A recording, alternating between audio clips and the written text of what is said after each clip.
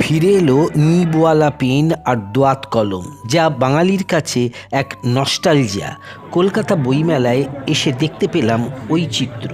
বইমেলায় এই প্রথম কালি কলমের পসরা নিয়ে বসেছে সেই আমাদের ঐতিহ্যবাহী সুলেখা কোম্পানি। এক সময় দেশ জুড়ে স্বদেশি আন্দোলনের সময় বিদেশি কালিকে বর্জন করে স্বদেশি কালির ব্যবহারের উদ্দেশ্যে ঘরোয়া পদ্ধতিতে ভেষজ উপাদান দিয়ে ব্রিটিশ ভারতে 1934 সালে রাজশাহীতে সুলেখা কালি তৈরি করেন স্বর্গীয় ননীগোপাল মৈত্র ও শঙ্করাচার্য মৈত্র। প্রায় 18 বছর এই কোম্পানি বন্ধ ছিল।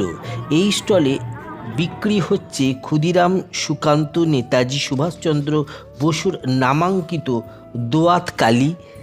মানুষের স্বতঃস্ফূর্ততা দেখার মতন কলম এবং বিভিন্ন রঙের কালি বিক্রি হচ্ছে জোর কদমে।